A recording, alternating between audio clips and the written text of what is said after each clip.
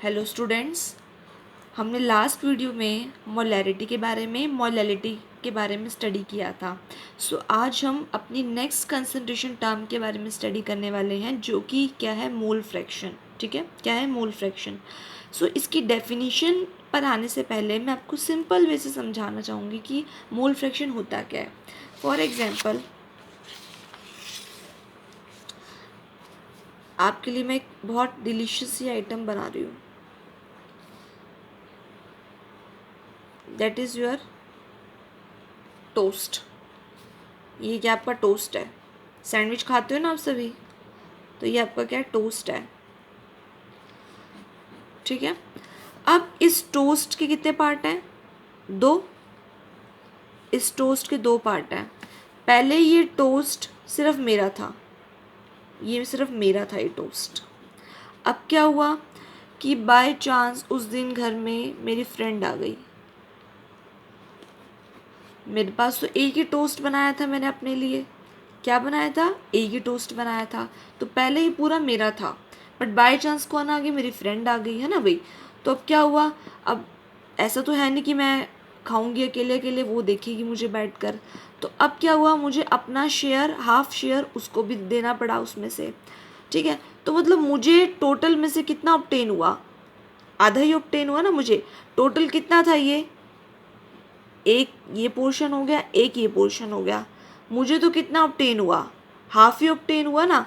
मतलब टोटली इसको मान के चलो कि ये एक पूरा हो गया, ये एक पूरा हो गया। मतलब एक शेयर ये मुझे मिल गया, एक शेयर ये उसे मिल गया, है ना। तो जो मेरा शेयर होगा, अब वो कितना हो गया? मुझे तो ये वाला पार्ट मिला, ये वाला एक पार्ट मिला। मुझे दोनों पार्ट मिलने थे। अगर वो ना आती तो मुझे ये दोनों पार्ट मिलने थे, है ना भाई। लेकिन मुझे मिला कौन सा? सिर्फ ये वाला मिला। तो मुझे ये एक पार्ट मिला है। ठीक है, और टोटल पार्ट कितने थे? दो थे, तो डिवाइड बाय 2। तो मेरा ये फ्रैक्शन है कि मुझे इतना मिला टोटल का इतना फ्रैक्शन मिल गया। ऐसे ही उसको भी क्या मिला होगा? उसको भी ये एक पार्ट मिला, है ना भाई। उसको भी ये क्या मिल गया? एक पार्ट मिला। टोटल कितने पार्ट थे? इसके दो पार्ट थे, तो डिवाइड बाय कितना हो गया? 2 हो गया। तो अब ये उसका फ्रैक्शन हो गया कि कितना हमें ऑब्टेन हुआ। ऐसे ही सॉल्यूशंस में क्या होता है? Mole fraction. सॉल्यूशन में ऐसे ही क्या होता है? Mole fraction. कि सपोज आपके पास 2 कॉन्स्टिट्यूएंट्स हैं। टू कॉन्स्टिट्यूएंट्स हैं। दोनों कॉन्स्टिट्यूएंट के पास क्या होंगे? नंबर ऑफ मोल्स, है ना भाई। इसके भी नंबर ऑफ मोल्स होंगे एक कॉन्स्टिट्यूएंट के, और दूसरे कॉन्स्टिट्यूएंट के भी क्या होंगे? नंबर ऑफ मोल्स होंगे, है ना। तो एक कॉन्स्टिट्यूएंट मान लो उसके नंबर ऑफ मोल्स n1 है। दूसरा कॉन्स्टिट्यूएंट है, उसके suppose total number of moles कितने हैं? n2 है। तो इसका फ्रैक्शन कितना होगा? ये जो कॉन्स्टिट्यूएंट है, ये ए टाइप का जो कॉन्स्टिट्यूएंट है, ये बी टाइप का कॉन्स्टिट्यूएंट है, ये सपोज कर लो। तो ए टाइप का जो कॉन्स्टिट्यूएंट है, उसका कितना फ्रैक्शन होगा? उसके मोल्स का कितना फ्रैक्शन होगा? मतलब ये क्या होगा? इसके पास कितने हैं भाई? n1 है ना भाई। और टोटल कितने हैं सॉल्यूशन में? दो कंपोनेंट हैं, दो कॉन्स्टिट्यूएंट है, इसका n1 इसका n2। तो टोटल डिवाइड बाय हम क्या करेंगे? टोटल करेंगे। जैसे हम यहाँ कर रहे थे कि मुझे एक पार्ट मिला, लेकिन टोटल मिलने वाले मुझे दो थे। तो एक डिवाइड बाय टोटल कितना? 1 + 1 मतलब 2। ऐसे यहाँ पर n1 इसके मोल हो गए, डिवाइड बाय टोटल कितना होगा? दो कॉन्स्टिट्यूएंट है, तो ये भी आएगा b बीच में, तो n1/n1 + n2। ऐसे इसकी बात करूँ तो इसका क्या हो जाएगा? n2/n1 + n2 हो जाएगा, है ना। तो that is known as mole fraction.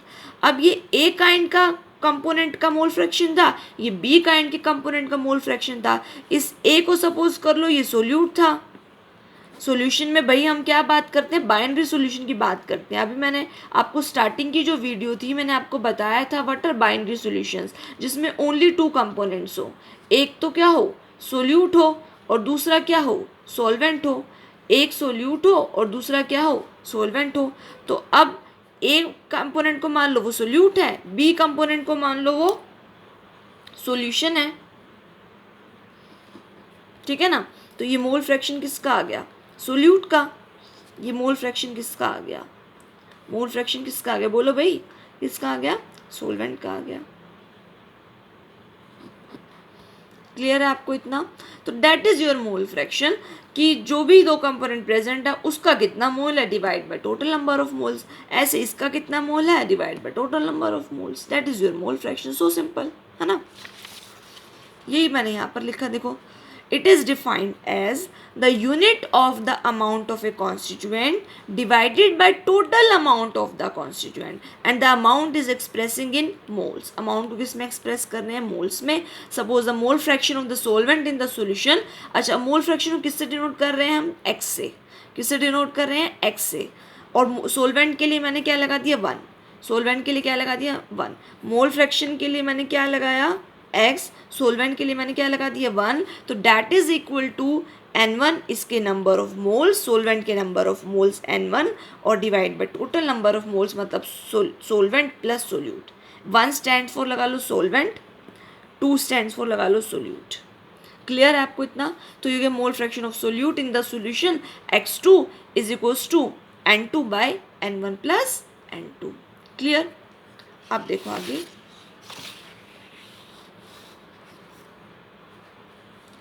Prove that the sum of mole fraction of all the constituents of a solution is equal to unity, always equal to unity. कि जितना भी मोल फ्रैक्शन आएंगे, जितने भी कॉन्स्टिट्यूएंट हो solution में, कितने भी कॉन्स्टिट्यूएंट हो, चाहे 1 हो, चाहे 2 हो, चाहे 3 हो, उन सबके मोल फ्रैक्शन का जो सम आने वाला है that will always equal to unity. वो हमेशा यूनिटी के इक्वल होगा. देखो x1 मोल फ्रैक्शन ऑफ क्या ले लो? सॉल्वेंट ले लो. वो किसके इक्वल होगा? इसके नंबर ऑफ मोल्स के by total number of moles. x2 क्या ले लो? मोल फ्रैक्शन ऑफ सोल्यूट ले लो. इसके number of moles by total number of moles. Now अब उसने क्या बोला? Sum of the mole fraction. क्या बोला उसने? Sum of the mole fraction. तो that will be equal to x1 plus x2. 2 ही कंपोनेंट थे, मैं यहाँ 2 कंपोनेंट लेके चल रही हूँ. ओके तो x1 plus x2 that will be equal to n1 by n1 plus n2 plus n2 by n1 plus n2. Taking the LCM of these, so LCMs comes out to be n1 plus n2, और ऊपर भी क्या आ जाएगा? n1 plus n2 that will be equals to 1. ठीक है. मोल ऊपर भी ये क्या है? मोल ऊपर भी मोल, नीचे भी मोल, मोल बाय मोल कैंसिल आउट. तो that is dimension less quantity. Dimension less quantity. तो हमेशा ध्यान रखना कि जितने भी कंपोनेंट, अगर मैं यहाँ बोलती हूँ ना एक कंपोनेंट x3 भी आ जाएगा, तब भी x1 plus x2 plus x3 वो 1 के इक्वल आने वाला था. और ऊपर भी मोल है, नीचे भी मोल है, तो that is dimension less quantity. Clear है आपको इतना? अब देखो कुछ रिलेशन हम डिराइव करेंगे. फर्स्ट रिलेशन है relation between the molality and the mole fraction. आपको अगर कहीं पर क्या दिया हो? मोलैलिटी दी हो और आपको कहीं मोल फ्रैक्शन निकाल दो, है ना, तो एक रिलेशन इसके लिए छोटा सा डिराइव कर लेते हैं फटाफट. क्लियर? देखो x1 इज इक्वल्स टू, मैंने सपोज कर लिया कि मोल फ्रैक्शन ऑफ सोलवेंट है. x2 मैंने सपोज कर लिया मोल फ्रैक्शन ऑफ सोल्यूट है. क्या सपोज कर लिया मैंने? x1 क्या है? मोल फ्रैक्शन ऑफ सोलवेंट है, और x2 क्या है? मोल फ्रैक्शन ऑफ सोल्यूट है. क्लियर? अब देखो n1 is equal to number of moles of solvent. देखो 1 मैं सोलवेंट के लिए मान रही हूँ, इतना आप मान के चलो, और 2 मैं सोल्यूट के लिए कंसिडर कर रही हूँ. ठीक है. तो n1 is equal to number of moles of solvent, n2 is equal to number of moles of solute. Clear? अब W1 आ जाएगा given weight of solvent. W1 is equal to given weight of solvent and W2 consider given weight of solute. ठीक है. अब m1 आ जाएगा molecular mass of solvent, m2 आ जाएगा मॉलिक्यूलर मास ऑफ सोल्यूट. पहले आपको ये सब पता होना चाहिए कि किसके लिए हमने क्या सपोज किया था, नहीं तो फिर आगे आप कंफ्यूज हो जाओगे. ठीक है. तो आप पहले तो इतना ध्यान रखो कि 1 1 किसके लिए? सोलवेंट के लिए. 2 2 किसके लिए आ रहा है? सोल्यूट के लिए आ रहा है. x आपको पता है कि मोल फ्रैक्शन के लिए लिखते हैं, n आपको पता है कि नंबर ऑफ मोल्स के लिए लिखते हैं, w आपको पता है कि गिवन वेट होता है, कैपिटल M आपको पता है कि मॉलिक्यूलर मास होता है, और 1 1 नीचे लिखा हो तो सोलवेंट हो जाएगा, 2 2 नीचे लिखा हो तो सोल्यूट हो जाएगा. सो ईजी है ना. अब देखो आगे x1 आपको पता ही, अभी आप ये पीछे करके आए हो. x1 is equal to n1 by n1 plus n2 अभी आपने किया, और x2 is equal to n2 by n1 plus n2. Clear इतना आपको? अब क्या करो? डिवाइड कर दो. क्या कर दो? डिवाइड कर दो x2 बाय x1, मतलब x1 को डिवाइड कर दो x2 से, तो x2 बाय x1 कर दो. x2 by x1 will be equal to n2 by n1 plus n2 by में n1 by n1 plus n2. N1 plus N2 से N1 plus N2 cancel out, yes है ना, इसे cancel out, remaining is N2 by N1, N2 by N1, आगे इतना N2 by N1, that will be equal to number of moles of solute will be equal to, बताओ number of moles किसके equal होता है, given weight by molecular mass, given weight by molecular mass, N2 इसका given weight, अब given जो 2 है वो तो 2 ही रखोगे ना, क्योंकि 2 किसके लिए बात हो रही है, सोल्यूट के लिए बात हो रही है ना, तो W2 बाय M2, 1 किसके लिए बात हो रही है, सोलवेंट के लिए बात हो रही है, सो W1 bye M1, W1 bye M1, clear इतना।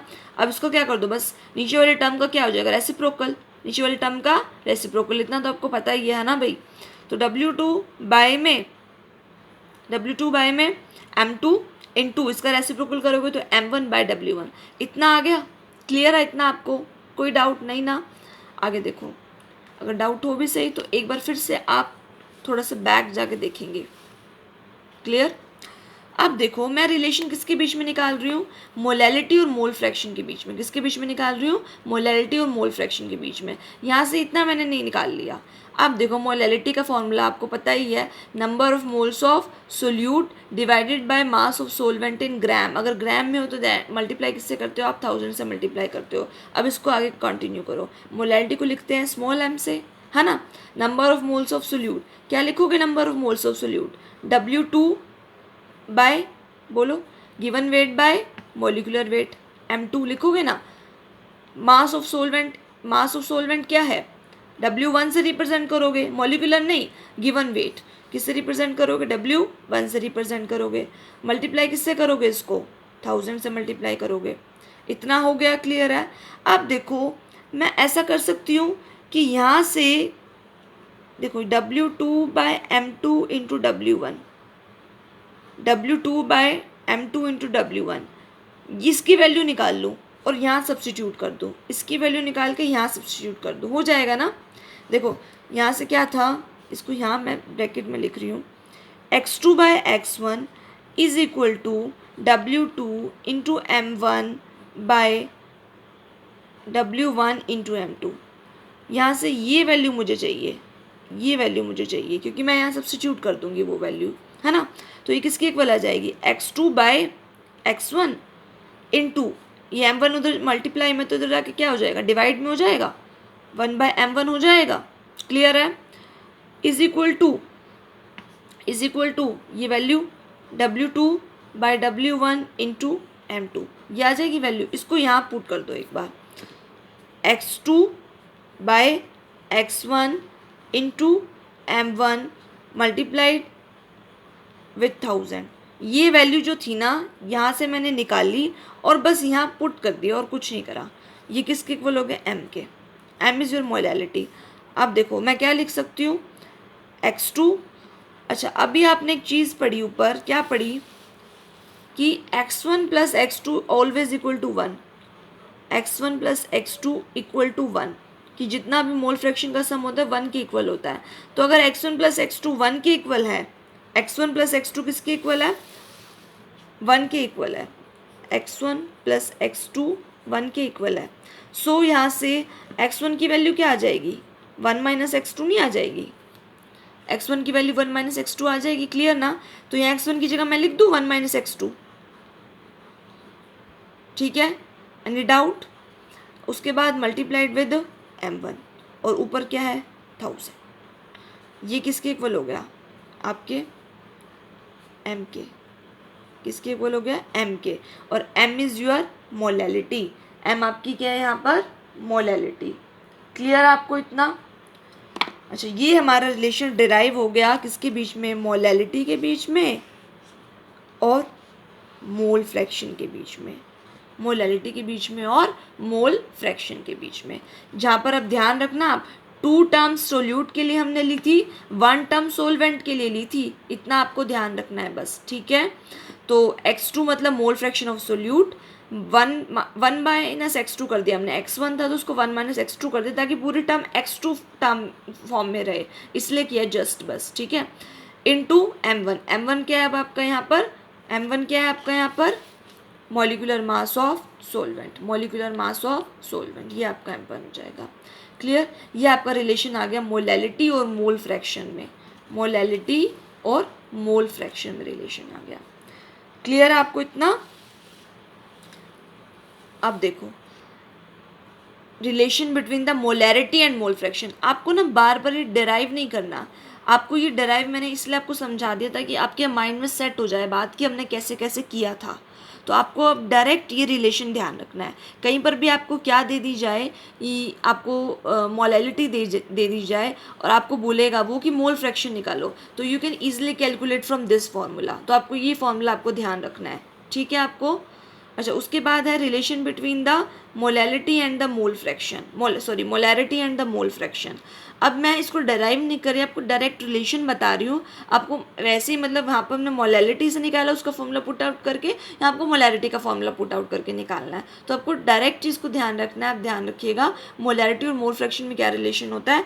m is equal to 1000 into D for your density into x2, मतलब mole fraction of solute divided by x1 mole fraction of solvent into mass of solvent। 1 देखो 1 मैं लिख रही हूँ यहाँ साथ साथ solvent के लिए, 1 solvent के लिए है, 2 solute के लिए है, plus x2 mole fraction of solute मतलब solute into इसका molecular mass solute का। यह आ जाएगा आपका रिलेशन मोलैरिटी के बीच में और मोल फ्रैक्शन के बीच में। ये आपको ध्यान रखना, रिलेशन हो जाएगा ना।